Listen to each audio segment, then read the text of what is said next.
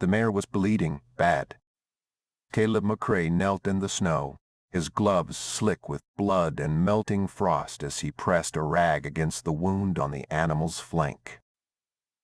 The wire fence had snapped in the windstorm the night before, and Juniper, his best broodmare, had spooked, bolted, and caught herself on the jagged metal.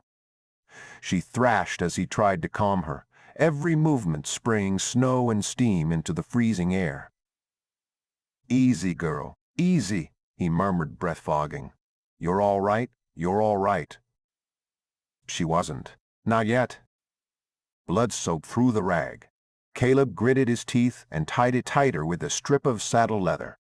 His back ached, his fingers had long gone numb, and his coat was stiff from last night's ice. But he stayed kneeling, stayed pressing, until the bleeding slowed, until Juniper's eyes stopped rolling in panic and settled into a dull, pained exhaustion. By the time he got her back to the barn, the sun was low. A red haze spilled across the hills like a warning.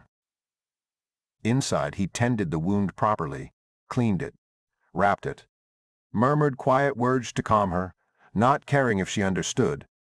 Talking made the silence less heavy. Once Juniper was settled, he stripped off his soaked coat, grabbed a can of beans, and sat on the edge of the stove where the heat could find his bones. The wind still howled outside. Another storm was coming. That made 3 in 6 days.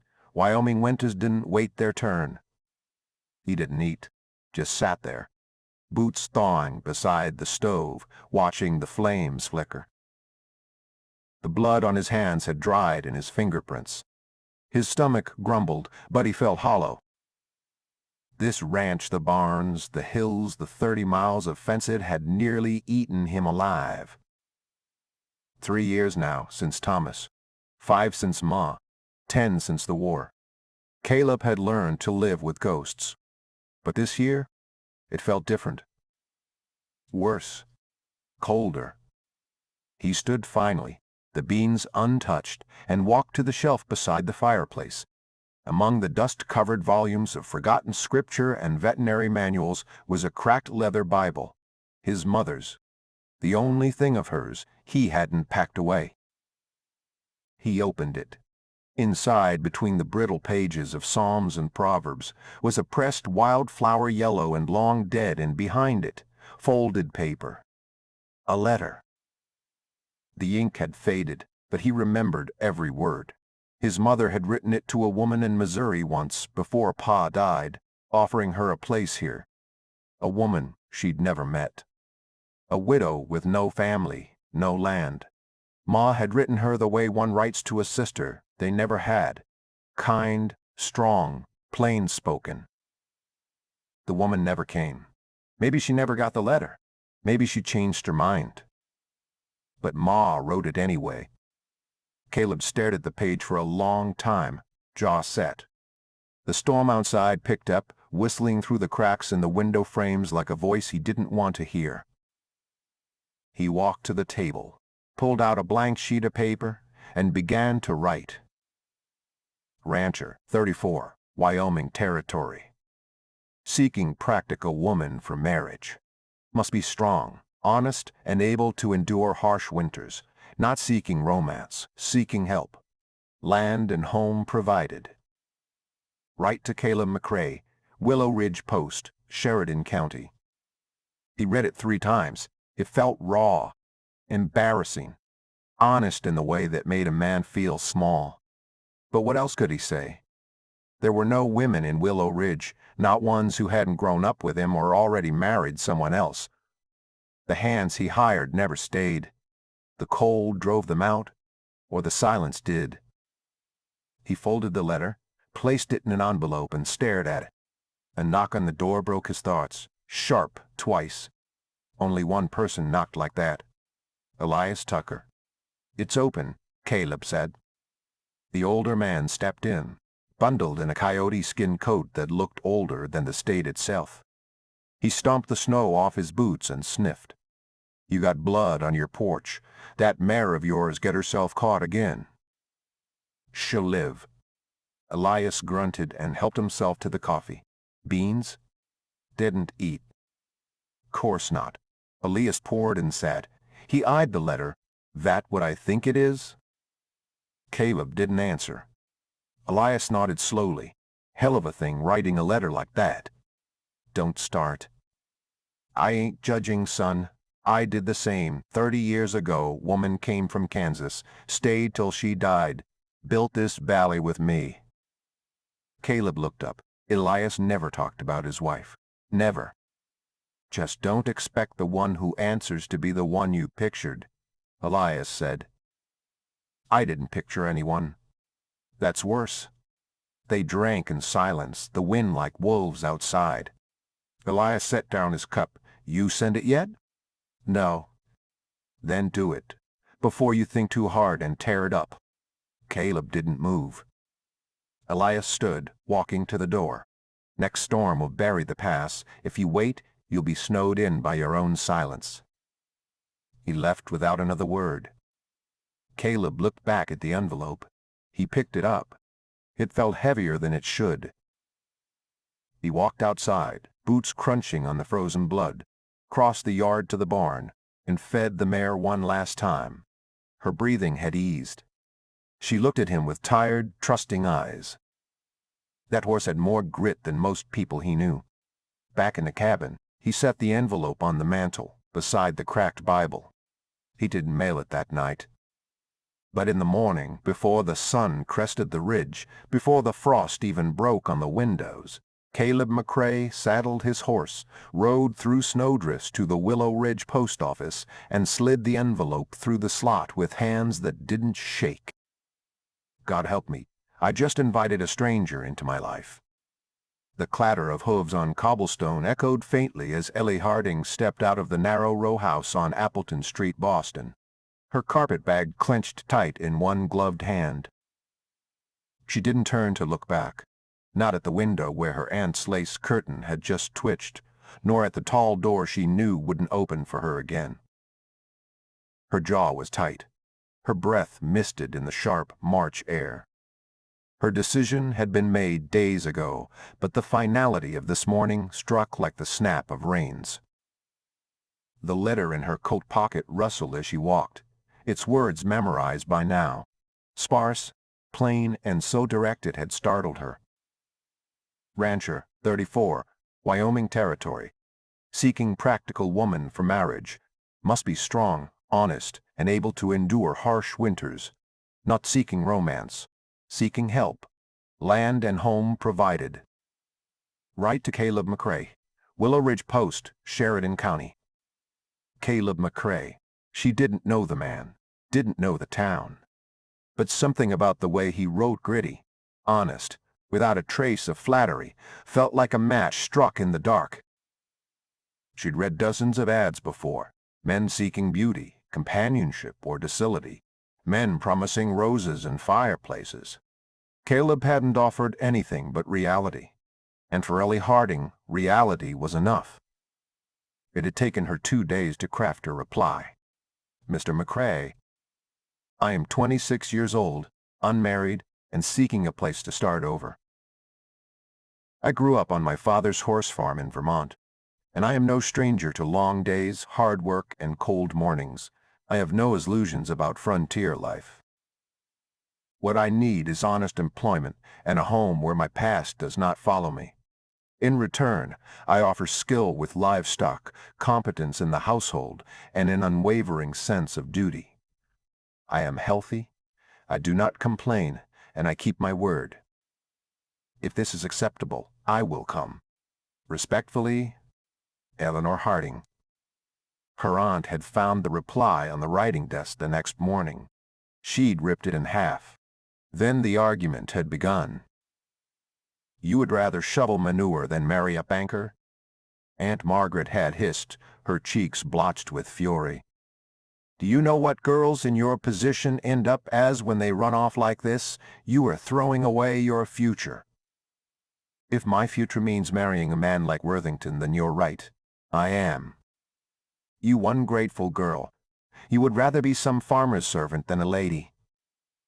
I'd rather be free. It was the last time they spoke.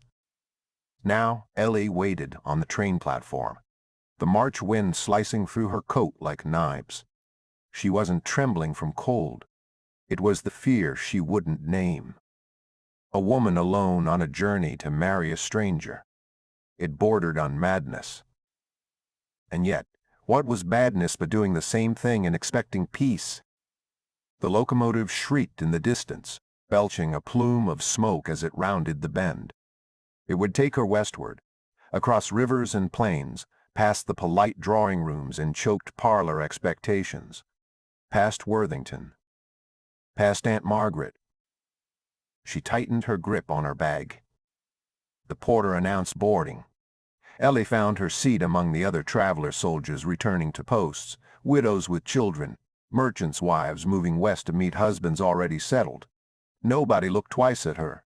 That anonymity, for the first time in months, felt like grace. She slept little. The days blurred. The scenery outside the window turned from neat towns to open fields, from hills to sparse pine, from fences to horizon. Her shoes wore thin, her gloves frayed. She wrote Caleb a single telegram from Cheyenne. Arriving Willow Ridge, March 21, afternoon stage, E.H. At night, she remembered her father's hands as he guided a foal into the world, the soft nickering of mares. The way Vermont snow tasted different than Boston snow. She remembered the banker's hand on her wrist, tight, assuming. She remembered how it had felt to slap him. She remembered her aunt's eyes, not cruel, just cold, unmovable, like marble carved into maternal concern. She would never understand. On the fourth morning, the train stopped in Sheridan. Ellie stepped down with the others, legs stiff, heart hammering. A stage would take her the rest of the way to Willow Ridge. The driver was a wiry man named Porter. He glanced at her trunk, then her gloved hands. Mail order? Ellie met his eyes. A working arrangement. He grinned. Ain't they all? The road to Willow Ridge was long and rough. Dust kicked up and settled in her hair. Snow still clung to the ridges and hawks circled above like slow questions. She didn't ask what the town was like. She didn't want to know. It wouldn't change anything. The sun dipped low by the time they reached the edge of the valley. Porter pulled the team up outside a low platform station, flanked by a weathered store and a church barely wider than a barn. Willow Ridge, he announced. Ellie looked out. And there he was. Caleb McCrae stood tall and still, hands in his coat pockets, jaw set. His dark hair was wind-tossed, streaked faintly silver at the temples. He looked like the land around him, carved, quiet, and too used to solitude. For a moment, Ellie hesitated. This man didn't smile. He didn't wave. He didn't even move. But when she stepped off the stage, boots crunching on gravel, he took off his hat and said almost uncertainly, "Miss Harding." She nodded. "Mr. McCrae." They stood there a moment too long, strangers at a crossing neither of them knew how to navigate. Finally she asked, "Did you get my telegram?" He nodded. 2 days ago." Another beat. Silence stretched thin. Then he cleared his throat. "I wasn't expecting." She cut in, gently but firm. "Someone like me?" He looked startled. "You were expecting someone older, plainer, more beaten down." He didn't deny it. Ellie held his gaze. "You sent for a woman willing to work, not a doll, not a decoration. I came because you were honest. Now you decide if that honesty still stands." Behind her, Porter grunted as he heaved her trunk down from the stage. Caleb blinked slowly. Then he stepped forward, took the trunk without comment, and nodded toward a nearby wagon. Ellie followed, wind tugging at her cloak. The cold bit her cheeks, but she didn't flinch. They rode in silence for nearly a mile. Then he said quietly, "The ranch isn't fancy, cabin's small. Winters are worse than most folk can take." She replied evenly, I didn't come for comfort. I came to survive. He glanced at her sideways. She didn't look away. Boston was behind me. Now all I had left was hope and a stranger's name. The road bent west toward the mountains. Snow clouds gathered like ghosts. In the distance, just beyond a line of cottonwoods, Ellie saw the first glimpse of the ranch she'd promised to make home. And in the marrow of her bones, she felt the story begin. The wagon jolted hard as they crossed a shallow creek, the wheels half frozen from the night frost. Ellie clutched the side rail and steadied herself, eyes narrowed against the wind. The silence between her and Caleb hadn't broken since they left the station. Caleb glanced at her again, subtle and quick, like he wasn't sure if looking too long would be rude or dangerous. She looked different than he expected. Not just prettier, though she was. In a refined, sharp-featured way he didn't have the words for, but self-contained. Like someone used to standing alone, not waiting for permission or approval. That unsettled him more than anything. He cleared his throat. The house is just ahead. Ellie nodded. How many acres is the ranch? 83. Mostly grazing land. Got 6 horses. Should be 8 come spring if all goes well. And how many hands? None now. Couldn't keep 'em through the last blizzard. That surprised her. She filed it away. They crested a rise, and the cabin came into view, a low, weather-stained structure with smoke trailing from a rock chimney. A barn stood to the right, squat and broad, and beyond it, rolling pasture cut with fence lines and the soft outline of distant pines. It wasn't much, but it looked real, and that mattered. Caleb pulled the wagon up and stepped down. Before Ellie could lift her skirt, he was already reaching for her trunk. She stepped down on her own. I can carry that, she said firmly.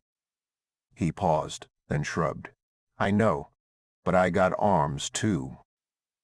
They carried the trunk inside together. The main room of the cabin was clean, sparsely furnished. A pine table, 2 chairs, a worn couch near the fireplace. Bookshelves mostly filled with tools and rope. A kettle hissed on the stove.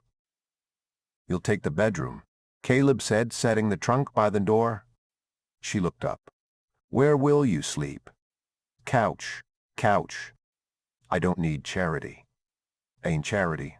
It's manners. Their eyes locked. Neither blinked. Finally Ellie nodded. All right, 1 month, that was the deal. He gave a short nod. 1 month, then we talk again.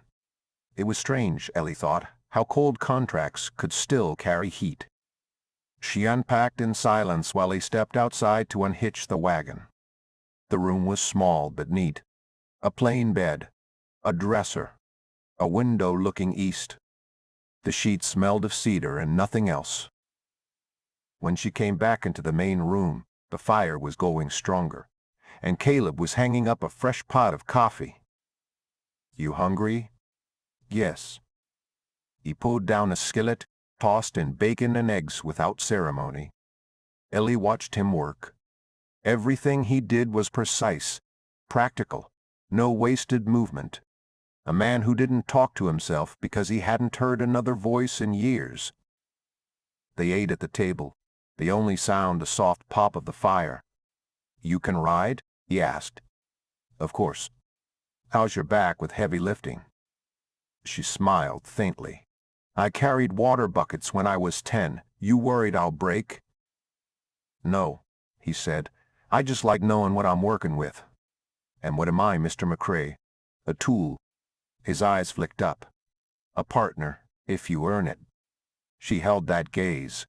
Then let's get to work. The next morning, she was up before him. She'd already boiled water, fed the chickens, and was gathering eggs when he stepped out, blinking at the sun. He stopped short at the sight of her in his too large coat, sleeves rolled, boots crusted with frost. I figured I ought to start early, she said, not looking up. He said nothing, just nodded once and went to the barn. The rest of the morning passed in a rhythm neither had expected to find so fast. Ellie hauled hay like she'd done it for years. Caleb showed her where the feed was kept, how he liked the tools arranged, and she didn't argue, just adjusted. By noon, there was less silence. By dusk, there was even a laugh soft short from Ellie when one of the goats tried to eat Caleb's glove. "That one's named Trouble," he muttered. "Of course it is." That night, as they ate by the fire, someone knocked. 2 quick raps. Caleb stood slowly. "That'll be Elias Tucker." He opened the door to reveal an older man, lean and sharp-eyed, wrapped in layers of flannel and sarcasm. Elias stepped in without waiting. "Heard the mail-order bride arrived," he said. Then to Ellie with a grin, "You real? Or did Caleb imagine you to scare off the neighbors?" Ellie smiled politely. "Depends. Are you always this charming? Or is this a special occasion?" Elias laughed, clapping Caleb on the back. "She's got bite. Good. You'll need it out here." They talked for a bit, Elias throwing questions like darts. Ellie dodged and answered with equal measure. She saw the way Caleb watched her, not with desire, not yet, but with interest, like someone trying to read a new map. As Elias left, he turned at the door and said, mostly to himself, "It ain't the wedding that matters. It's what happens when the thaw comes." The door shut behind him. Ellie stared into the fire, her expression unreadable. Caleb spoke first. "You want to go back, there's still time." "Do I look like I'm running?" He didn't answer. She stood. "I'll wash the dishes." He watched her move into the kitchen. This woman, she was something else entirely. "Well, Mr. McCrae," she said, eyes unwavering, "are you sending me back or not?" He didn't know the answer. Not yet. The morning after Elias Tucker's visit began with a fresh coat of snow over the ranch, light but crisp, frosting the fences and the porch roof. Ellie stood at the window, her arms folded, watching the pale sun creep over the ridge. She hadn't expected to feel steady. Not yet. But something about the work, the cold, and even the silence seemed to have wrapped around her like a second skin. Caleb walked in from the barn with snow still clinging to his boots and a furrow between his brows. "Storm's moving in again. Might not be bad, but we should cut firewood this afternoon." "I'll help." He nodded, then hesitated. "We ought to talk." Ellie turned, arms still crossed. "About terms, this arrangement." "You mean the trial month?" He nodded. "You sleeping in the bedroom, me out here. Folks in town are already making noise." She smiled faintly. "Let them. It ain't just gossip, it's reputation. For both of us." She raised an eyebrow. "You worried about my virtue, Mr. McCrae?" He flushed slightly and looked away. "I just think we need to make sure we understand what this is." "I understand perfectly. I work. You work. We don't lie to each other, and we don't pretend this is something it isn't." His eyes flicked up, unreadable. Then he nodded once and moved toward the stove to pour coffee. "All right, then." They didn't say anything more as they drank their coffee, but something had shifted. The terms were clear, the space between them defined. Later that day, they worked side by side, chopping and stacking wood. Ellie swung the axe with more control and strength, steady and sharp. Caleb tried not to stare. She wore one of his old shirts over her dress, sleeves rolled, boots scuffed with bark. "You ever chop wood back in Boston?" he asked.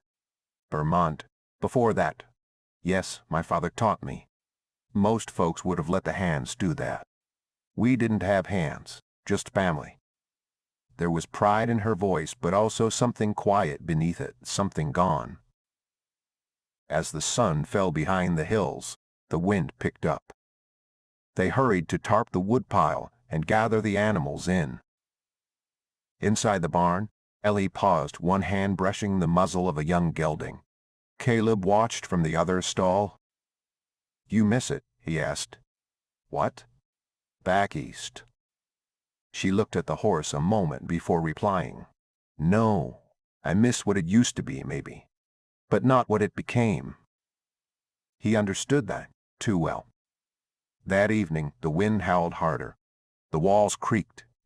Ellie cooked a stew, and they ate in silence until she asked, "What happened to the hands you had before me?" Caleb leaned back, gaze distant. Too soft, too drunk. One left during a storm. Didn't even take his boots. Found them frozen outside the fence 2 days later. Ellie blinked, then nodded. That won't be me. I know. After supper, she stitched a tear in one of the saddle blankets while Caleb read by the fire. The quiet between them had become something different. Not heavy, not hostile. Just lived in. A knock broke the stillness. 3 raps this time. Caleb opened the door. This time it wasn't Elias. A woman stood on the porch, wind-chapped and carrying 2 burlap sacks. Her thick hair was braided back, and she wore a coat patched in 3 places. "Heard you had a guest," she said, stepping in without waiting. "Figured you might need flour and stories." Caleb stepped aside. "Rachel, this is Ellie Harding." "Harding? You from Boston?" Ellie blinked. "Yes." "Well, ain't that something? I'm Rachel Dunn.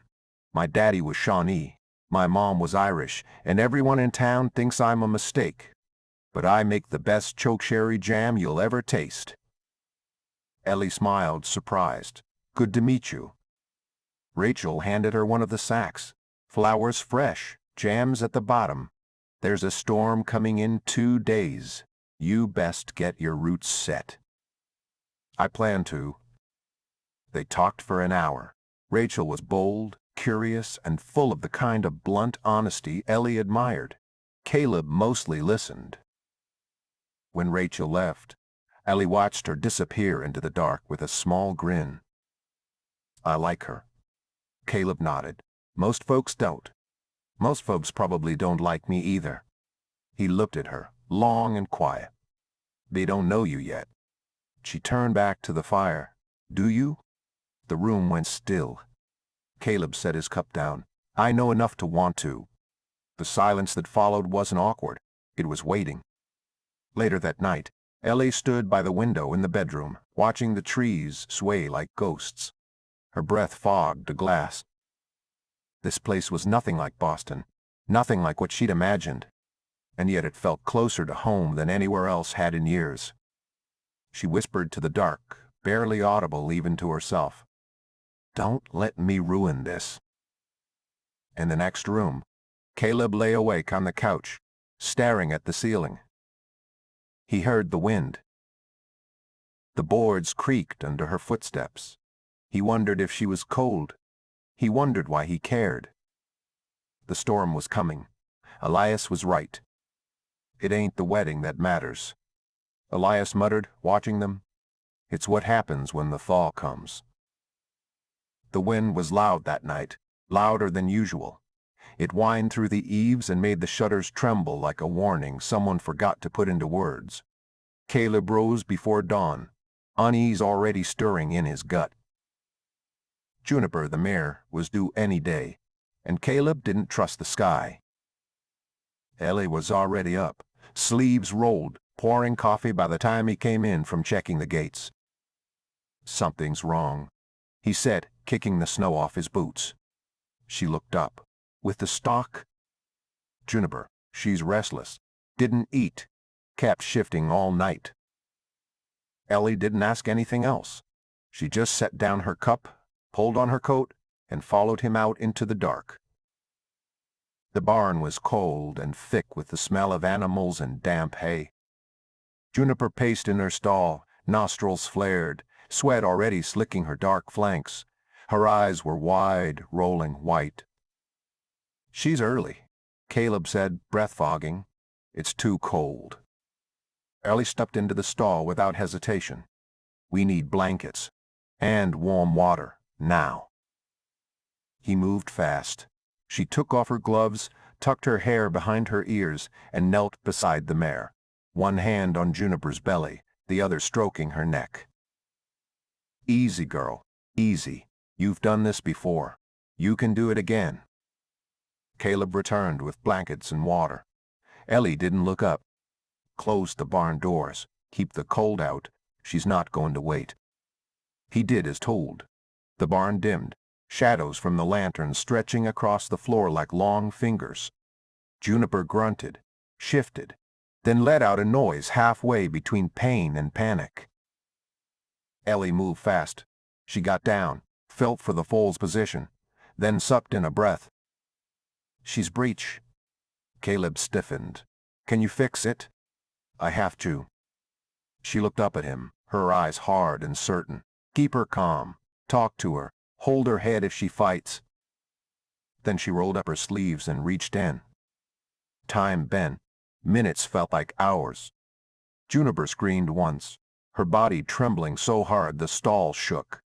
Caleb kept a hand on her neck, whispering, not even sure what he was saying. Just sounds, just presence. Ellie worked in silence, jaw clenched, sweat running down her temples despite the freezing air. Her breath was short and sharp. Then suddenly she gasped. "Got her, I think. Yes, turning." Another long moment passed. Then the foal slid free into Ellie's arms, limp and slick and far too still. Caleb stared. "She's not breathing." Ellie said quickly, "Hand me the towel." He obeyed. She rubbed the foal hard, trying to coax life into the tiny body. Her hands moved fast, sure, relentless. She massaged the chest, cleared the mouth, rubbed again. Again. Again. Caleb stood frozen, breath caught, unable to move. Then the foal jerked once. Then again. A small cough.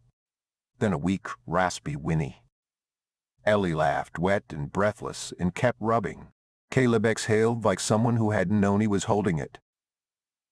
Juniper shifted and turned her head toward the foal, then nickered low and soft. Ellie laid the newborn beside her. They both stepped back. Steam rose from the bodies. The barn was quiet again, but not dead. Alive. Caleb looked at Ellie. Her hands were bloodied, her braid half fallen, her eyes rimmed red from the cold. He'd never seen anything more powerful in his life. They didn't speak on the walk back to the cabin. Ellie washed up quietly, then sat by the fire, staring into the flames like she could still see the birth replaying behind her eyes. Caleb poured 2 cups of coffee and handed her one. She took it with a nod. "You have a name for her yet?" "The foal?" "Yeah." He thought for a moment. "Hope." Ellie turned her head to him, eyes wide, not in surprise, but something deeper, something that felt like recognition. He looked down at the cup in his hand. Because she wasn't supposed to make it. Not like that. Not in this cold. But she did. Ellie swallowed hard. Her voice was soft. "Hope's good." The fire popped, and for a long time neither said anything. It didn't feel like silence. It felt like something blooming quietly between them. Later that night, Caleb stood on the porch, coat wrapped tight, staring up at the stars. The wind had calmed. Inside, Ellie fed the fire one last log. Then she took a needle and thread and started patching the hole in her coat again. Her fingers moved slow, her mind still in the barn. She hadn't known if she could do it. Not really. It had been years since her father taught her how to turn a foal. Her hands had remembered before her head did. And Caleb hadn't panicked, hadn't doubted her. That meant more than she could admit. She set the coat aside and looked toward the door. "She ain't who I thought she was," Caleb whispered, watching her hands tremble in the firelight. The storm came heavy the next morning. The wind rolled in thick gusts, and by noon the snow had swallowed the valley whole. Caleb pulled the barn doors shut and latched them tight. Inside, the animals huddled. Juniper was up and feeding, and the foal Hope stumbled after her with wide, unsteady steps.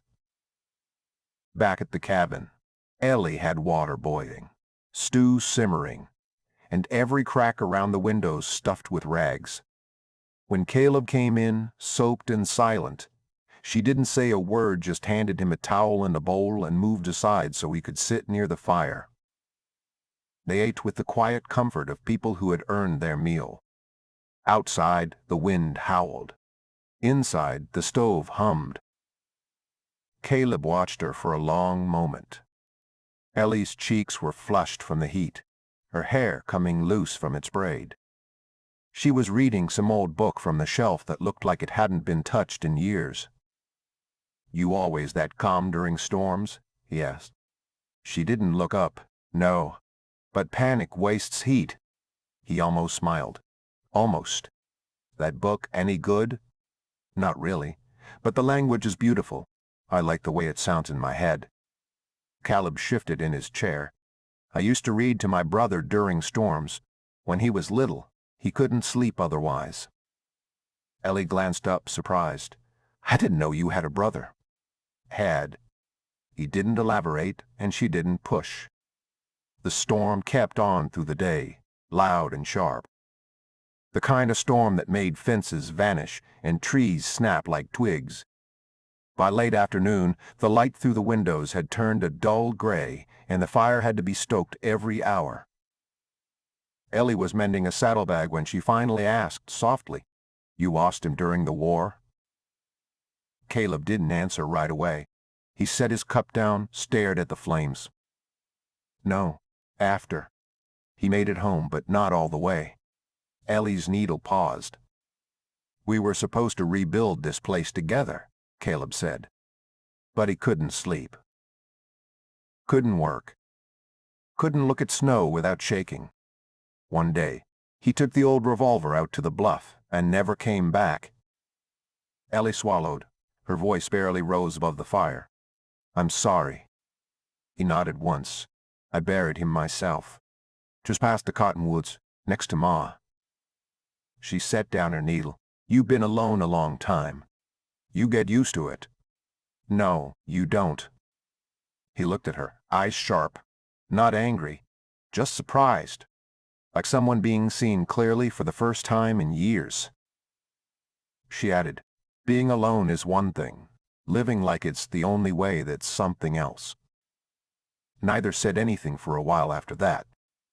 That night, the wind broke one of the shutters. Caleb went out to fix it, swearing under his breath, hands raw from the cold. Ellie followed with a lantern and held it steady while he nailed the wood back in place.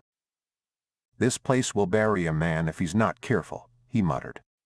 "Good thing I'm not a man," Ellie said. They both laughed, too surprised to stop it. When they returned inside, snow clung to their boots and coats. Ellie brushed it off the floor and put the kettle back on. She didn't look at him when she said, "If you ever need to talk about your brother, I'll listen." Caleb hesitated, then gave a slow nod. "Thanks." The storm didn't break until the next morning. When it did, it was like the sky exhaled. Everything softened, the wind dropped, the snow turned powdery and light. Caleb opened the cabin door and stared out across a world turned white. "We'll be snowed in for another day or two," he said. "Drifts'll be too high to get the wagon out." Ellie stepped up beside him. The land looked endless and clean, like something freshly born. Even the fences were buried. She whispered, "It's so quiet, it hurts." "Yeah," Caleb said. "That's winter's real trick, not the storms, the silence after." They worked together through the morning clearing paths, checking livestock, thawing the pump. Caleb didn't ask Ellie to help. She didn't wait to be told. By midday they were laughing again. Ellie slipped on ice, cursed loud enough to echo, and Caleb nearly dropped a pail of water laughing. She threw a handful of snow at him in mock revenge. He caught her wrist as briefly, and something shifted in the air. He let go. She stepped back. The moment passed, but it left a mark. That night, after supper, Caleb brought out a second chair and set it near the fire. Ellie raised an eyebrow. "Figured we could sit like equals for once," he said. She smiled and sat. They didn't talk much, just stared at the fire. Ellie dozed off briefly, her head tipping slightly toward him. Caleb didn't move. When she stirred awake, she whispered, half asleep, "Don't let me freeze." "I won't," he said, "not ever." The words startled even him, but he didn't take them back. Later, as she retired to the bedroom, she paused at the door. "You don't have to fix everything alone, Caleb." His eyes met hers. She added softly, "Not anymore." The storm passed, but something else stayed behind, and neither of us wanted to name it. The days after the storm settled into a quiet rhythm, shoveling snow, feeding stock, checking fences now buried under drifts taller than Caleb's shoulder. The air still held its bite, but the wind had died. The silence was back. Ellie had taken to moving through the cabin like she belonged there. She still knocked on the doorframe before entering the barn, still waited for Caleb to offer first, but she didn't hesitate anymore, and that small shift hadn't gone unnoticed. It was late afternoon when Caleb found her in the barn, brushing Hope. The foal had taken to her with an attachment he'd only ever seen between mares and their young. "You've got away with her," he said, leaning against the post. Ellie smiled without turning. "She's stubborn. I like that in a girl. You always been good with animals. Always been better with them than with people. Horses don't lie." He nodded. "People do." She finally looked over. "You think I'm hiding something?" Caleb shook his head. "No. I think you've survived something. There's a difference." Ellie set the brush down slowly, turning to face him fully. "You want to know what happened in Boston?" "Only if you want me to." The pause between them stretched long. "There was a man," she said at last. "My aunt pushed him on me. Said he had prospects, banks, suits, clean fingernails, the kind of man who owned things, not earned them." Caleb didn't interrupt. He was polite in public, charming even. Behind doors, he was something else. She took a breath. It didn't shake, but it landed heavy. "One night, I told him no. He didn't like that. Grabbed my wrist. Hard. I hit him with the fireplace poker. Didn't even think about it. Just reacted." Caleb's hands clenched at his sides. "My aunt said I brought it on myself, that I'd ruin any chance I had left, so I packed my things, walked to the telegraph office, and wrote you back." Silence filled the barn like snow. Caleb finally said, "If that man ever comes out this way—" "He won't. He doesn't like dirt." Caleb gave a small, dark smile. "Then he'd hate me." Ellie moved to the barn door, her voice quiet. "I never wanted saving, Caleb. Just space to breathe." He followed her out. "I'm not here to save you. But I won't let you drown either." They stood outside, the cold air threading between them. "You're not what I expected," she said softly. "Neither are you." That night, they ate in silence again. But it was a warmer silence, charged with something unspoken. Not romance, not yet, but the fragile bones of trust. After supper, Ellie went to her room. Caleb stayed by the fire. The wind had started up again, soft this time, like it was thinking of coming back, but hadn't decided yet. He sat with a journal open in his lap. It was his mother's. Her handwriting filled half the pages, filled with small, tight letters and psalms and weather notations. He flipped to the last empty page and stared at it. Then slowly he wrote, "She's stronger than I am, and I think that's why I'm not scared anymore." He closed the book. The next morning, Rachel Dunn showed up on horseback, hair wild and cheeks red. She burst into the cabin like wind itself. "You two seen the back trail? Cattle tracks. Someone's been poking around the ridge."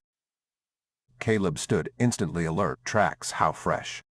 "Last night, maybe. Single horse, didn't look like any local. Ellie exchanged a glance with Caleb. Something in her face had shifted. Could be a drifter, Rachel added. Could be trouble. I'll check it out, Caleb said, already grabbing his coat. Ellie stepped forward. I'm coming too. Ellie, you said I'm a partner. That means I ride when you ride. He didn't argue. They saddled up and headed north, following Rachel's directions. The tracks were faint but visible deep enough to be recent. Single rider, wide hooves. Whoever it was had come from the north ridge, cut through the trees and then turned back before reaching the property line. Ellie rode stiff. Caleb noticed. You think it's him? She didn't answer right away. I don't know. But if it is, he's not here for forgiveness. They followed the trail to the old bluff where Caleb had buried his brother. The snow was undisturbed there. Whoever it was hadn't come that far. They stopped, looking out over the valley. Ellie's voice was flat. You ever feel like your past finds you no matter how far you ride? Only every damn day. She smiled then, a real one. Tired, but real. Some ghosts ride faster than others, but they all get here eventually. The ride back to the ranch was quiet. Ellie's fingers tightened on the reins as the wind picked up, brushing ice-crusted branches above their heads. The trail had gone cold, but the fear in her gut hadn't. It simmered now low, controlled, but real. She didn't want to say it aloud, but she could feel it like an old injury aching before a storm. Someone was watching. Someone knew she was here. Caleb rode beside her, his eyes scanning the tree line. He hadn't pressed her for more details. He didn't need to. The way her back straightened in the saddle, the way her breath shortened when the trail curved near the trees, it all told him enough. If it is him, Caleb said finally, not looking at her, he won't get near you. She nodded once. I'm not scared of him. I don't think you are. But that doesn't mean he ain't dangerous. They crested the hill just before the ranch and paused. Snow lay undisturbed around the fences. The livestock moved slow, heads down against the wind. Everything looked normal, and yet the tension between them hadn't eased. Back at the cabin, Rachel had lit the fire and was setting a kettle on. Well? Trail stops at the bluff, Caleb said. Single rider. North tack. Didn't look like Elias or anyone local. Rachel frowned. Might be someone passing through. Might not. Either way, keep your doors bolted. And keep a rifle nearby. Ellie walked to the window and looked out over the white field stretching beyond the barn. It looked peaceful, serene even. That was the problem. Caleb came to stand beside her. You think it's him. He never took no well, and he doesn't like being embarrassed, especially not in front of his people. Rachel, watching from across the room, raised an eyebrow. You want to tell me what this is about, or should I just start guessing? Ellie turned slowly. Back in Boston, I heard a man who thought he owned me.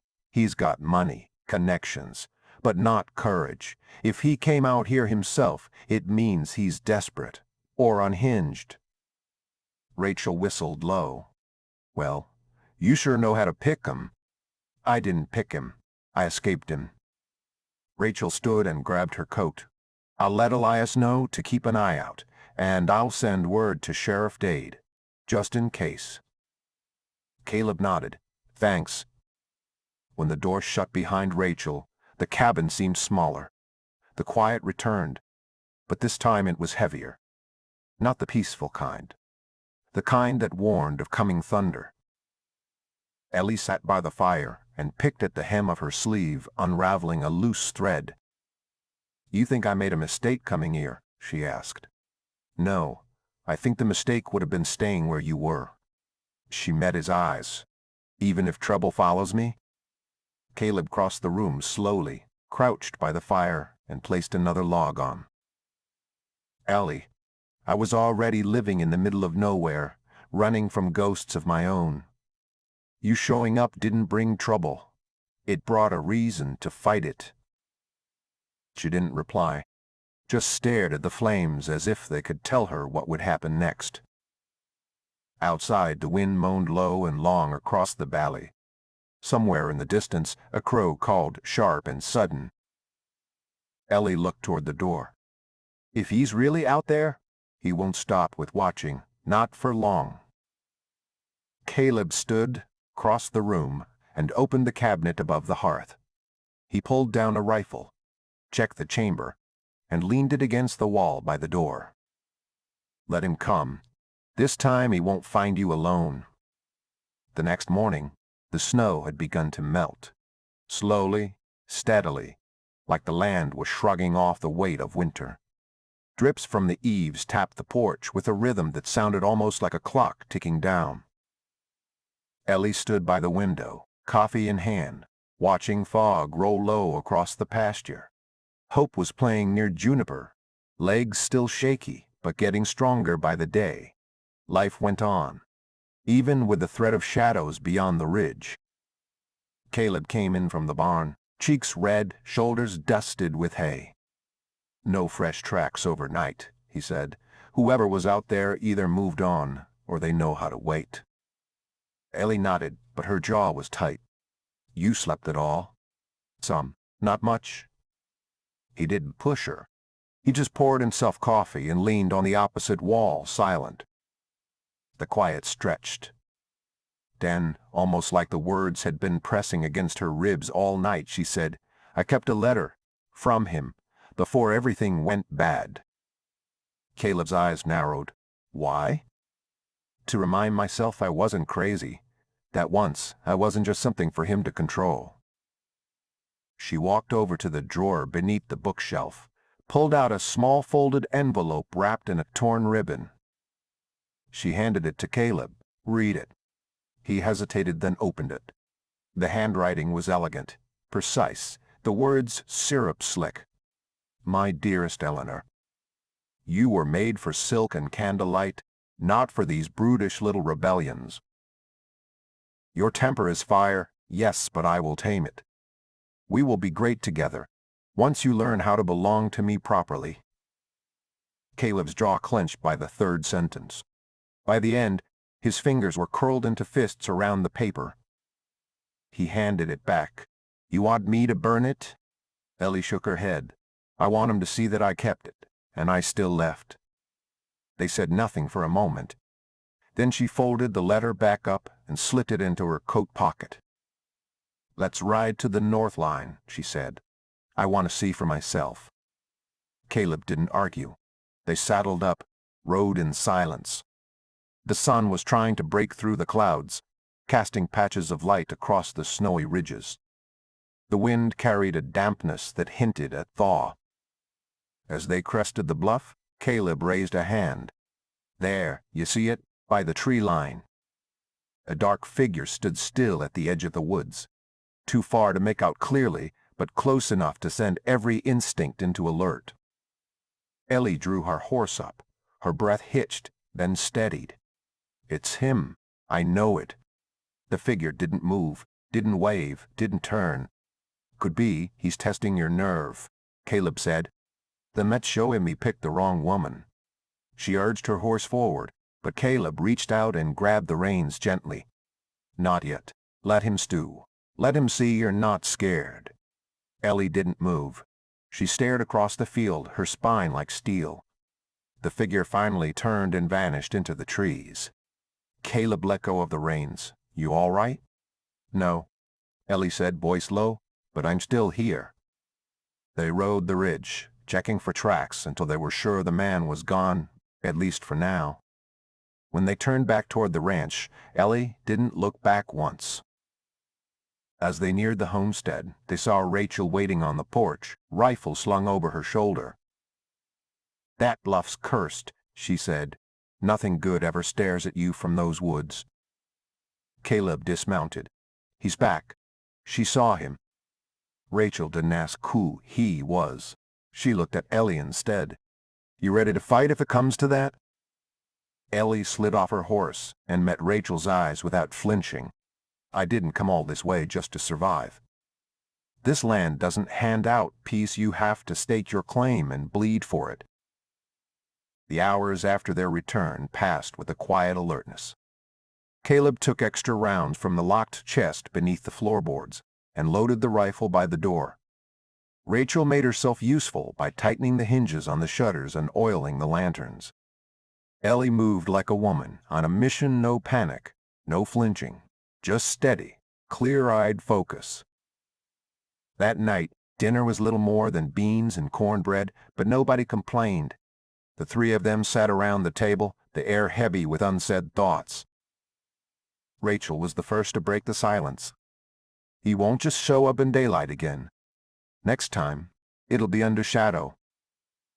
Caleb nodded. "We'll take turns watching. He'll have to get through more than a fence this time." Ellie was quiet, not withdrawn, just thinking. "What are you seeing up here, Ellie?" Rachel asked, tapping her temple. "Walk us through it." Ellie leaned back in her chair, arms crossed. "If it is him, and I believe it is, he's not here for revenge. He's here for ownership. He doesn't think I escaped. He thinks I wandered. And he's here to fix it." Caleb frowned. "You really think he believes that?" "He's never been told no. Not in a way that stuck. He'll frame this as rescuing me from some misguided fantasy. And if I resist again, he'll escalate." Rachel exhaled through her nose. "So he's delusional and entitled." "Exactly." Caleb reached for the map of the property. He laid it flat on the table, pointing. "The north ridge is where he stood. The only cover thick enough to watch the house is this patch of pine near Mill Creek. I'll ride out before dawn. Check for a camp." "Not alone, you won't," Ellie said sharply. Their eyes met.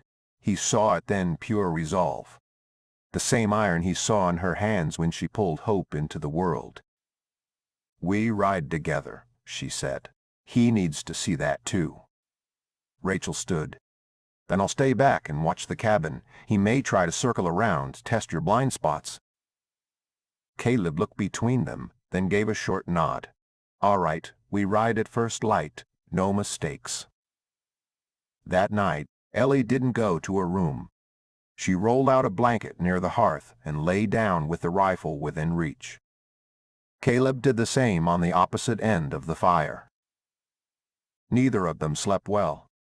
The wind outside had returned, not fierce but steady, just enough to rattle loose thoughts. Ellie lay awake, staring at the ceiling beams.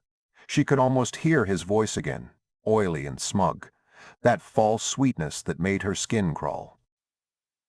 Across the room, Caleb stared at the flames. He was replaying the bluff, the way she stiffened at the sight, the sheer tension in her posture. He didn't ask questions, but his anger had shape now. Direction. He wasn't just protecting her. He believed her. And in Ellie's world, that meant everything. Just before dawn, Ellie whispered across the silence, "You're not just doing this because I'm a woman, are you?" Caleb shifted, propped himself up on an elbow. "No, I'm doing it because you're mine to ride with. Not mine to control. Not mine to fix. But mine to stand beside." She let out a long, slow breath, then nodded in the dark. They rode out before sunrise. The land was still half asleep, mist rising off the snow in slow curls. Trees looked like statues in the morning fog. When they reached Mill Creek, Caleb motioned to stop. He slid off his horse, crouched near the creek bed. Boot prints, fresh, heading west. He looked up at Ellie, who had already drawn her rifle. "Whatever happens next, I'm done hiding." The boot prints led along Mill Creek, cutting through a low stand of pines. Caleb knelt, tracing the edges with 2 fingers, brows furrowed. They're fresh, less than a few hours old. Whoever made them was moving slow, either scouting or stalling. Ellie stood behind him, rifle ready. Her breath curled in the cold morning air, but she didn't shiver. Not anymore. "He wants us to find him," she said. Caleb looked up. Why do you say that? Because he never did settle well. He leaves trails when he wants attention. The real danger comes when he goes quiet. Caleb stood and scanned the woods. The creek ran low and narrow here, mostly thawed now, trickling soft between banks still crusted with ice. Snowmelt made the soil spongy, every step leaving a mark. They rode on, slower now, keeping to higher ground. The silence of the woods was absolute. No birds, no rustling, just the steady sound of hooves and breath. Then Ellie reined in. She pointed. Ahead, smoke curled from behind a rocky outcrop, a thin, disciplined plume. Someone had made a fire small enough not to draw much attention, but careless enough to let it be seen. That's not a trapper's fire, she said. Caleb nodded. We go in quiet, on foot. They dismounted, tied their horses to a bare-limbed aspen, and moved toward the smoke, Caleb taking the lead. Every step on the frosted underbrush crunched like breaking bones. When they came around the edge of the rocks, they saw the tent. Canvas, well-maintained, too clean to be local. A man sat by the fire in a thick wool coat, boots polished even out here, a gold pocket watch glinting in his hand. He looked up slowly, like he'd known they were coming all along. Eleanor, he said, voice smooth, practiced, smug. You look rustic. Ellie didn't move, didn't blink. She just grazed her rifle half an inch. Get up. The man, Colin Mercer, smiled and stood. His movements were slow, measured, the kind that made your instincts scream even when your eyes saw calm.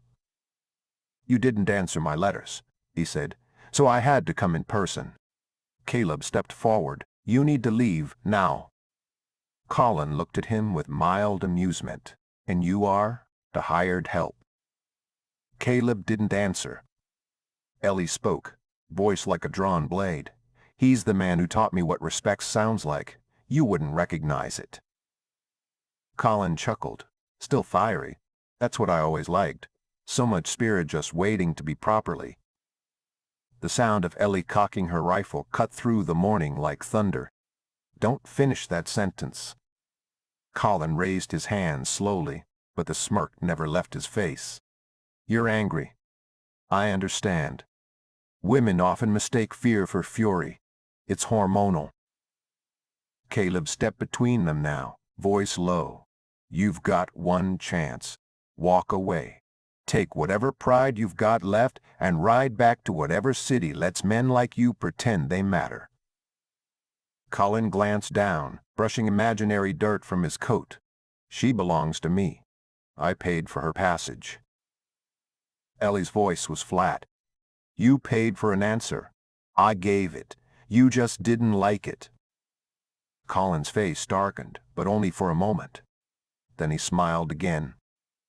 This isn't over. I didn't come all this way to lose to a farmhand and a woman playing pioneer. He stepped back toward his tent, slowly, deliberately, picking up a leather satchel. You've made a mistake, Eleanor, and I promise before this is done, you'll come crawling back to apologize. Ellie didn't lower her rifle. If you ever come near this ranch again, I won't miss. Colin didn't argue. He didn't run either. He simply turned his back on them, packed his belongings with a kind of arrogant calm that made Ellie's skin crawl, and walked away like he'd just finished a polite disagreement instead of a threat. Caleb stood still until Colin was well out of sight. Only then did he turn to Ellie. You okay? She didn't answer immediately. Her arms were stiff, her jaw clenched. I didn't shoot him. That's the part I don't understand. Caleb moved closer. You didn't need to. You already won. Ellie looked down at her hands. The rifle felt heavier now. Or maybe she was just tired. He thinks it's a game, she said. Like he can keep playing it because he's the one who made the rules. Caleb didn't say anything at first. Then, with a grim tone, he won't be the last man who tries to rewrite a woman's story. But you're the author now, Ellie, not him.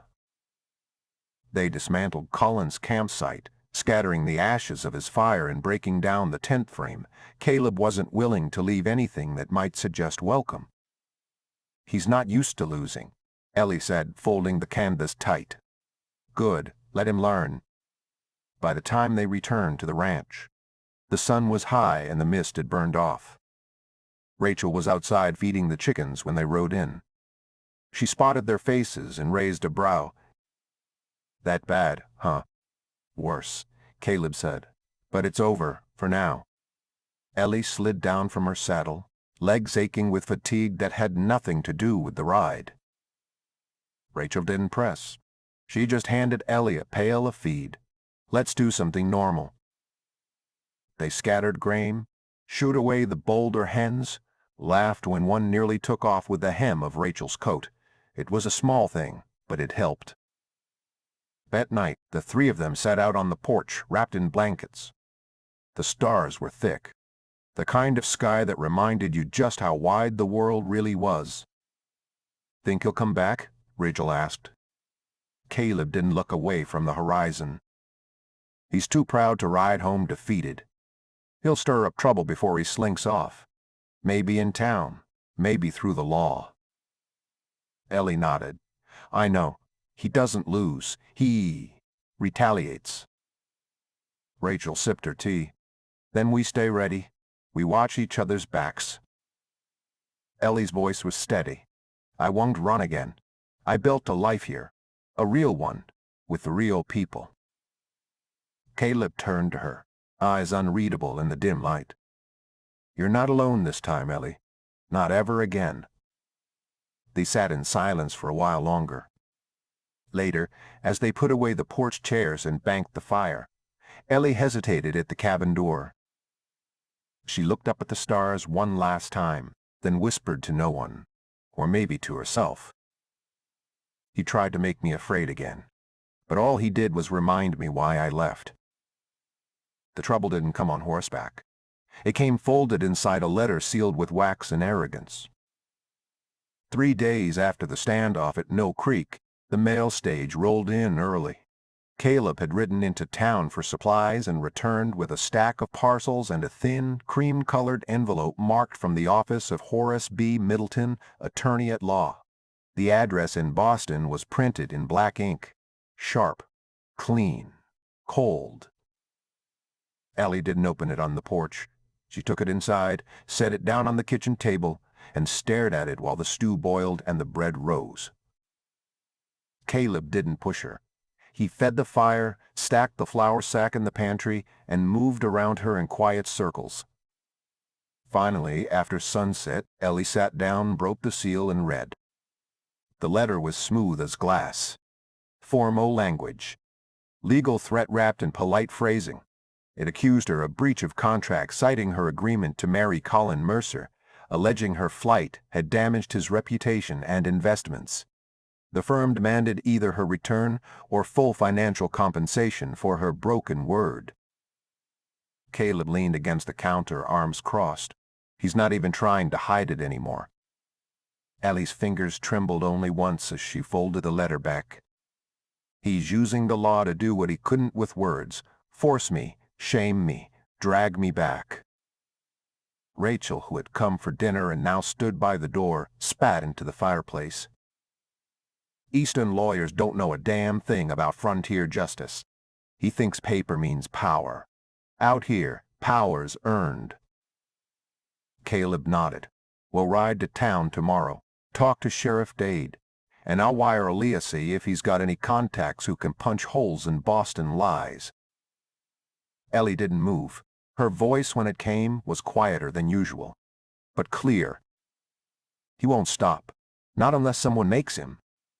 Rachel looked at her carefully. You mean legal? Or something a little more Western? Ellie gave a thin smile. I mean whatever works. They rode out early the next morning, frost still clinging to the fence rails. In town, the sheriff's office smelled of coffee and boot leather. Sheriff Dade, a man with a weathered face and thick mustache, read the letter without blinking. Load of horse shit, he muttered. but the kind that stinks from a distance. Problem is, folks like him know how to stir the right stink in the right cities. If he files a case in Boston, it could get messy, even if it don't mean nothing out here. Ellie folded her arms. So what can I do? Dave leaned back in his chair. You can file your own declaration. Write out what happened. Sign it under oath. I'll send it to my cousin in Helena. He's a judge. Might not hold up in Boston, but it'll give Mercer something to chew on. Ellie nodded slowly. Let's do it. Caleb and Rachel waited outside while she wrote a full account how her aunt arranged the marriage, how Colin's behavior turned violent, how she left under threat. Dade witnessed it himself, signed and stamped. As she stepped out into the sun, her shoulders looked straighter than they had in days. Caleb handed her the reins to her horse. You sure about this? She mounted. I'm done being the girl in this story. I've got my own to write. He can throw all the paper in the world at me, but I live in a place where ink don't scare people. The ride home from town was quiet at first, the horses' hooves crunching over patches of lingering snow and thawed earth. Ellie held the reins steady, her shoulders set, jaw tight not from fear, but something more complicated. She was thinking through everything, the letter, the sheriff's words, the oath she'd signed. Caleb rode beside her, letting the silence stretch. He knew the weight of official papers, the kind that tried to twist truth into shape, corner people with clean ink and dirty intentions. After a while, Ellie broke the silence. I used to believe that justice meant the law. Caleb glanced at her. And now? Now I believe they're cousins, not twins. Justice fights. The law waits. He gave a dry smile. That's about the clearest explanation I've heard. She looked toward the horizon, where the mountains stood watch over their valley. Out here, it's different. Folks don't ask what you were. They watch what you do. They passed a turnoff near Mill Creek. The ashes from Colin's camp were long gone, scattered by wind and hooves. But the space felt marked, like something sacred had been tested there and survived. Back at the ranch, Rachel was on the porch, whittling something sharp from a branch of mesquite. She looked up as they rode in. He filed charges yet? She asked. Not yet, Caleb answered, but he will. Ellie dismounted, legs stiff. She tied off her horse, then came up the steps and sat beside Rachel. If I send a letter to the Boston press, Ellie said, thinking out loud, maybe even one of those women's clubs, expose what he's doing, what he's done. He thrives on reputation. It's the only thing he ever really earned. Rachel stopped carving. You want to shame a man like that in his own city? Ellie met her eyes. No. I want to take his mask off. Make sure nobody else falls for the same smile. Rachel nodded slowly. You're not just fighting for yourself anymore. I haven't been, not since I got here. Later that evening, Ellie sat at the table with a sheet of clean paper and began drafting a letter. Not just one.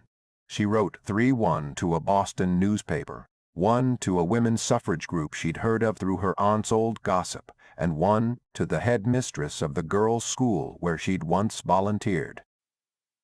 Each letter was written with purpose, measured, firm, the voice of a woman who had nothing left to lose and everything to protect. Caleb watched her from the doorway, arms folded. He didn't interrupt. When she finished, she folded each letter, placed them in envelopes, and sealed them with wax from the candle. You think they'll listen? She asked, not looking up. They'll hear you. That's a start. She gave a faint smile.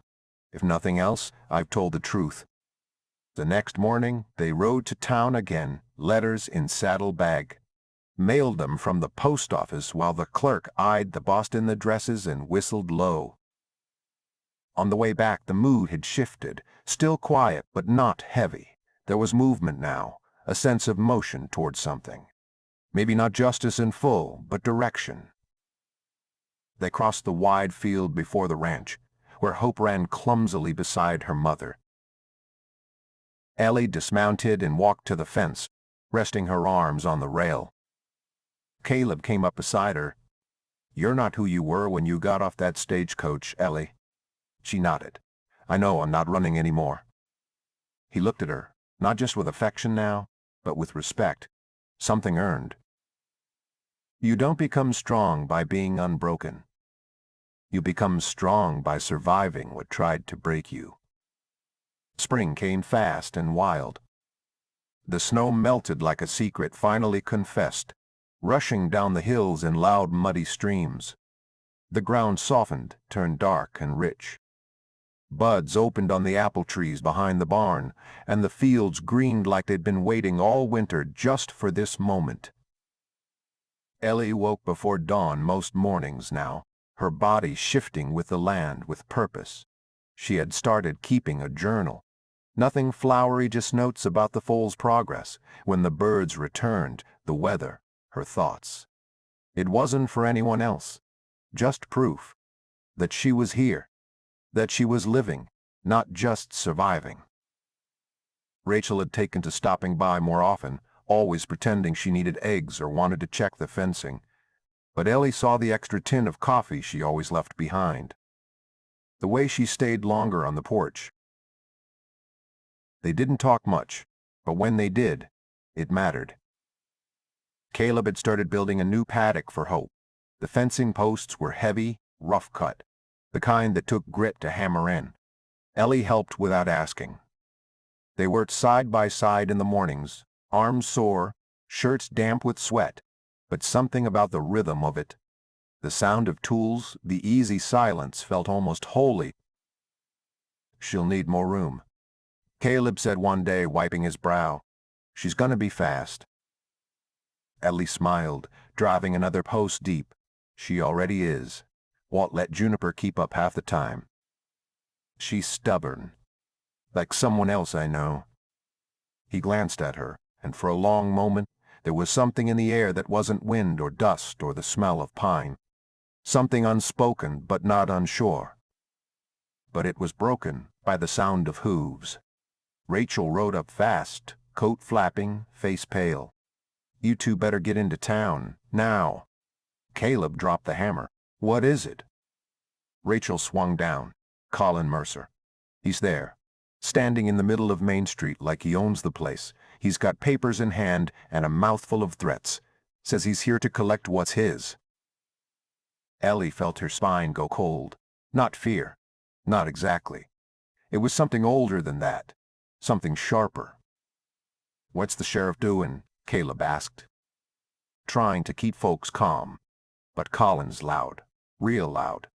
Using words like theft and breach of promise. Ellie wiped her hands on her trousers, heart steady. "Then we ride." Rachel caught her arm. "You sure?" "He wants a stage." "Fine. I'll give him a scene." They rode into town just past noon. The sky was sharp blue, the sun high. And sure enough, Colin Mercer stood on the wood-planked boardwalk outside the general store, waving a folded document in the air like it was a badge. A small crowd had gathered. Sheriff Dade stood nearby, arms crossed, looking like a man trying not to throw someone in a horse trough. Colin saw them coming. He smiled. "Well, well, the frontier's favorite runaway. How kind of you to save me the trouble." Ellie dismounted slowly, each movement deliberate. She didn't glance at the onlookers, didn't flinch at the stares. Her boots hit the dusty street with purpose. She adjusted her coat, lifted her chin, and walked toward Colin like she was walking into Sunday church. Caleb followed, slower but solid, eyes never leaving Mercer. Sheriff Dade gave Ellie a short nod. "He's claiming legal grounds for a civil retrieval. That letter of his says you breached a binding agreement." Colin's grin widened. "See? Even the sheriff understands contracts." Ellie stepped closer. She stopped just short of the boardwalk. "You think shouting legal words in a town like this makes you look righteous? All you look is desperate." "Desperate? No, Eleanor. I'm just patient. I gave you every chance to come home quietly." She crossed her arms. "You keep calling it home, but you never let me live there. You controlled every room, every breath. That's not home, it's prison with nice wallpaper." Colin's eyes flickered, just for a second. The crowd grew still. A few folk shifted, murmuring. A woman in a bonnet whispered something to her husband, and he gave a small nod. "This town won't protect you forever," Colin said. "Sooner or later the courts will catch up. And when they do, I'll own every acre you think you've hidden on." Sheriff Dade cleared his throat. "I'll remind you, Mercer, you're in Montana territory. Folks out here value self-determination. And the last I checked, no court can force a woman to marry a man against her will." "It's breach of promise," Colin snapped.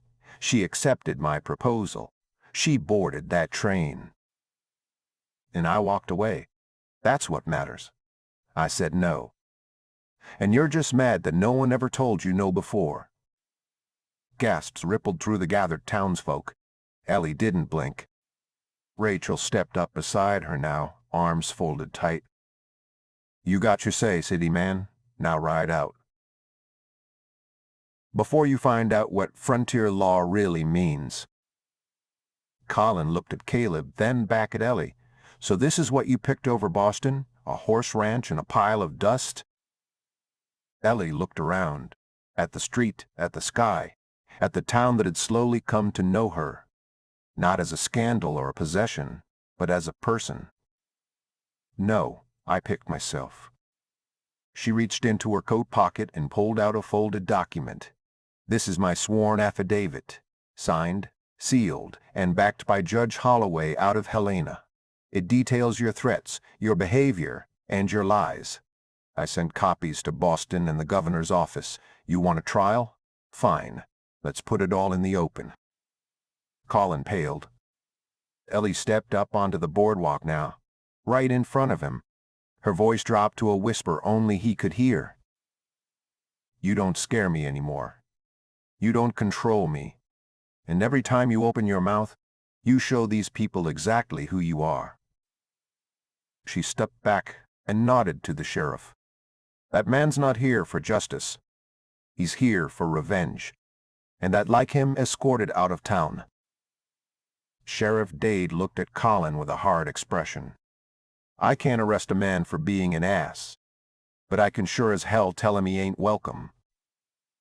Colin stood frozen a moment longer, then crumpled the paper in his hand, turned on his heel, and stormed off toward the livery. No one followed. No one stopped him. Rachel let out a breath. Caleb placed a hand on Ellie's back, warm and steady. Ellie turned slowly, facing the crowd. "I didn't ask for a fight, but I won't walk away from one either. Let him go. He's already lost more than he came for." The day after Colin Mercer rode out of town, the sky broke open. A spring storm rolled in fast from the west, all slate-colored clouds and wind that smelled of river and thunder. By mid-morning, the rain came sideways, pelting the ranch like it had bones to pick with the earth. The roof creaked. The barn groaned. Water rushed down the slope behind the house in thick ribbons. Ellie stood by the window, arms crossed, watching the sky heave and flash. "You ever seen a storm like this?" she asked. Caleb, crouched near the hearth, coaxing a reluctant fire to life, shook his head. "Not this time of year. It's early for something this strong." Rachel had taken shelter in the bunkhouse with a few of her ranch hands who'd been caught on the trail. The place felt small now, like the walls were pressing in with the weight of the weather. Hope and Juniper were in the barn, Caleb having led them there before the worst of it hit. Still, Ellie worried. The wind sounded like it might peel the roof right off the rafters. "You think it's a sign?" she asked quietly. Caleb looked up. "Of what?" "That even when you win, the world still tries to shake you." He stood, crossed to her, and stood at her side. The rain blurred everything beyond the window. No past, no future. Just the now, wet and loud and real. "Maybe," he said. "But maybe it's just weather, and you're still standing through it." The wind slammed hard enough to rattle the shutters. Ellie flinched. Caleb placed a hand gently on her lower back, steadying her. Not possessive, just present. The hours stretched. They boiled potatoes, played a round of poker with mismatched buttons as currency, talked about nothing and everything. At one point, Caleb told a story about his brother nearly setting a barn on fire trying to impress a girl with fireworks. Ellie really laughed for the first time in weeks, the kind that shakes your ribs and leaves your eyes wet. But the storm didn't let up, and sometime after nightfall, lightning cracked so close it lit up the entire cabin, followed by a rolling boom that felt like it split the floor. Then came the sound. A distant, unnatural crack-like wood shattering under stress. Caleb froze. That came from the barn. They were out the door before either could think. Rain hit like hammers, wind screaming in their ears. The barn door had blown inward. One hinge hung loose, the top corner sagging like a broken jaw. Inside, the animals were panicked. Juniper stomped and kicked at her stall. Hope had somehow slipped loose, running in circles, eyes wide with fear. Caleb rushed in first, shouting over the wind. Ellie grabbed a rope, circled wide to try and corner the foal. "Careful, she's too spooked to see straight." Hope slipped on the wet straw, legs sliding. She scrambled, crashed into a post, then darted toward the open side of the barn. Ellie didn't think. She ran. She caught the rope just as the foal made the threshold, but her feet slid and she hit the ground hard, shoulder first. Mud and rain soaked her instantly. But she held on. Hope jerked and bucked, whinnying in panic. Then Caleb was there, arms around the foal's neck, calming her, murmuring something soft and steady. Together, they wrestled her back inside. Caleb closed the gate. Ellie slumped against the stall wall, soaked, shaking, her palms burning from rope burn. Caleb crouched in front of her. "You hurt?" She shook her head. "Just stupid I didn't think." "No, you did exactly what she needed." She looked at him, water dripping from her eyelashes. "Why do I feel like that's all I ever do? Jump into storms. Hang on. Hope something holds." He gave her a small, crooked smile. "Maybe that's how strength works. It's not clean. It's messy, muddy, loud." The foal, now calmed, stood between them, sides heaving, eyes no longer wild. They stayed there a while longer. When they finally stepped back into the house, clothes heavy with rain, Ellie paused at the threshold. She looked at the home they'd built, not with nails or blueprints, but with moments like this. Storms survived. Truth spoken. Lives shared. She turned to Caleb. "Thank you." He tilted his head. "For what?" "For not letting me face it alone. You don't tame a storm. You ride it out and choose who you ride with." By morning, the storm had passed, but the sky still wore the bruises of its fury. Pale clouds dragged low, the air soaked with the scent of pine, wet dirt, and something else. Something like relief. The barn held. The ranch stood. No one was hurt. Ellie walked the fence line with Caleb after breakfast, checking for breaks. She wore an old coat that smelled faintly of smoke and horses, and boots still damp from the night before. They didn't talk much. The silence between them had changed. It no longer carried weight. It made room. At the far edge of the pasture, they stopped. A new patch of green had pushed through the mud wildflowers, bold and early. Ellie crouched down, fingers brushing the petals. "Storms don't kill everything," she said softly. "Sometimes they wake things up." Caleb stood beside her, hands in his coat pockets. "You sure you're talking about flowers?" She glanced up at him, a smile touching the corners of her mouth. "Maybe not." They walked back toward the house as the wind picked up slightly, but it wasn't cold anymore. Just moving alive. Rachel rode up around midday, her horse slick with sweat. She dismounted with a groan. I come bearing news and whiskey, but mostly news. Caleb took the reins while Ellie helped her inside. Rachel poured herself a drink, didn't wait for an offer. You're not going to believe this. Remember those letters you sent back east? Ellie nodded slowly. Well, one of them got printed. Front page, Boston Daily Ledger. Title read, A Bride Refuses to Break. It's spreading, Ellie. The Women's Club in Concord's talking about it. Even the temperance group in Albany quoted you.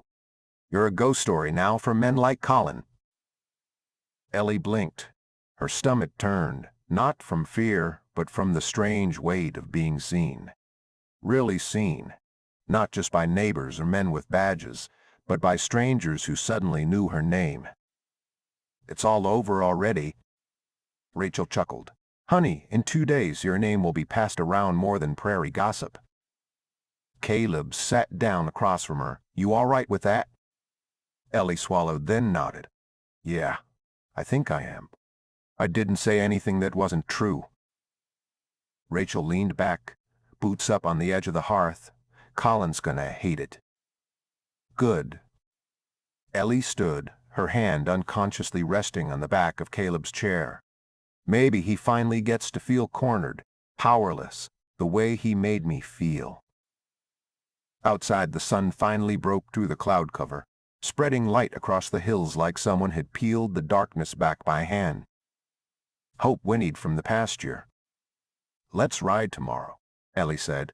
No errands, no town business, just us, just for the sake of the ride. Caleb looked up at her. Anywhere in particular? She shook her head. Anywhere the road curves. He smiled. Rachel raised her glass. To the woman who taught the prairie how to roar. They tried to make me a cautionary tale. Turns out I'm the kind folks pass down in whispers because I lived. The next morning the sky opened wide, clean and blue, like the land had exhaled. Ellie rose with the sun, not from duty or fear, but desire to move, to breathe, to feel her own momentum. She saddled her horse in silence. Caleb was already waiting at the gate, his hat low over his brow, a half-smile tugging at his lips. They didn't need to speak much. Rachel came out to the porch with a cup of coffee, watching them prepare like a mother watching kids catch a train. Don't go making legends before breakfast, she called out. Ellie grinned. Too late. They rode out toward the hills, past Mill Creek where the water ran high with spring melt. The trail was soft and forgiving beneath the hooves. Caleb led them toward the ridge line where the prairie curved up like a question. They didn't talk much. Sometimes Caleb pointed to a hawk, or a cluster of tracks, or a patch of early sage. Sometimes Ellie just breathed it in the space, the wind, the way no one owned the sky. At the crest of the ridge, they stopped. Below them, the land stretched wide, gold and green and alive. The ranch looked small from here. The house, the barn, the pasture.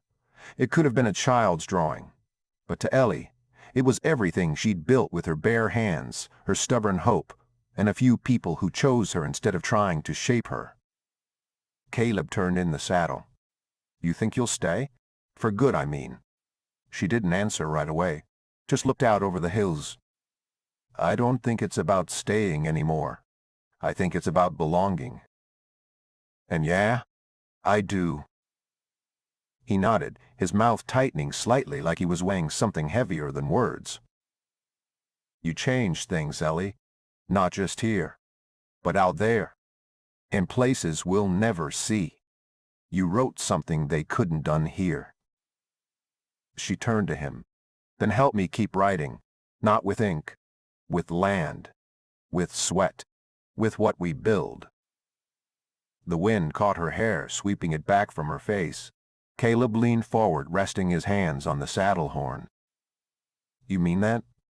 I don't say things I don't mean, not anymore. They rode down the other side of the hill, slower now. No rush. The sun rose higher. Birds stirred in the brush. Time bent a little.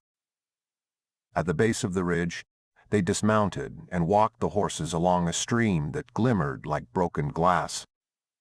Caleb paused, looking at her with something quiet and certain in his eyes. "You're not the woman who stepped off that coach." Ellie smiled. No, she didn't know what she was worth yet. He reached out, brushing a speck of dust from her collar. "And now?" She took his hand, steady. "Now she does." They stood there, in the hush between wind and water, holding the moment like it might last forever. Turns out, when you stop running, the world finds its way to you. Summer came slow and golden. The land dried out under the wide Montana sun, turning the fields to warm straw and painting the hills in shades of wheat and rust. The days lengthened, and the nights softened. Life on the ranch fell into rhythm, not without its aches, but with purpose, the kind you feel in your bones and don't mind carrying. Ellie moved through each day with quiet strength. She rose before dawn, fed the horses, rode the fence lines. She laughed more now, slept better, wrote less in her journal, but felt more. People started writing her back. Letters from women she'd never met, some from Boston, some from Missouri, even one from a mining town in Colorado. They told her things they'd never told anyone. About fear. About silence. About finding their voice, even if it cracked. They didn't all use her name, but they knew who she was. She kept their letters in a tin box beneath the bed. One afternoon, as she and Caleb sat on the porch watching the sky change colors, she read one aloud. She says, "I didn't know I could leave until I saw that someone else did. You made it feel like less of a crime to want your own name back." Caleb didn't speak right away. Then, "You know what that means, don't you?" Ellie nodded. "It means it wasn't just about me." Hope had grown strong and fast, her coat now glossy in the sun. She followed Juniper like a shadow, but she'd started to lead sometimes too. Ellie loved watching that. The ranch began to thrive, more land cleared, fencing repaired. Caleb even talked about building a second barn. Rachel laughed when he mentioned it, but 2 weeks later she showed up with nails and timber. They built it together. Some nights Ellie would walk out to the edge of the field and sit under the stars, bare feet in the cool grass, silence pressing soft around her. Not empty, full. She remembered everything. The train whistle in Boston, the letter in her lap, the tremble in her fingers, the way the world used to feel so small it might crush her. And now? Now she lived in a place where her voice carried farther than the wind, where she'd made something real out of something broken. One evening, after the first harvest, Caleb brought out a bottle of rye he'd been saving since before she arrived. They sat on the porch steps, boots in the dust, glasses in hand. "You think you'll ever go back?" he asked. Ellie thought for a long time. Not to stay, maybe to visit, maybe to speak. There are girls there who still think running makes them wild instead of wise. He nodded. "If you go, I'll ride with you." She looked at him sideways. "You wouldn't like Boston." He smiled. "No, but I like you." They drank to that. Later, under the sweep of stars, he asked her the question he hadn't dared ask before. "You think maybe, one day, this becomes more than just partnership?" Ellie didn't answer with words. She took his hand, held it against her chest. Let him feel the beat that had steadied over months, not just from safety, but from something more. Something chosen. She whispered, "It already is." A week later, the church bell rang quiet and true. Not for show. No parade. Just Rachel the preacher, 2 horses tied out front, and a prairie bouquet in Ellie's hand. They said their vows with dust on their boots. After, they didn't throw rice. Just saddled up and rode out across the land that had saved them both in different ways. Seasons turned. Babies were born. Neighbors grew closer. The town talked less about Colin Mercer, and more about Ellie Rourke, who had once been afraid, and now was legend. People still came to her sometimes, women mostly. Some sat at her table, some just watched her from the road, but they always left a little different. Not because she gave them answers, but because she reminded them that silence could be broken, that fear could be walked through, and that freedom wasn't a place, it was a decision. Ellie never wanted to be a hero, just a woman who told the truth and survived the telling. She built a life brick by brick, word by word, hand in hand. And on the porch at twilight, with Caleb beside her, she would sometimes think, I didn't escape, I emerged. And that, finally, was enough.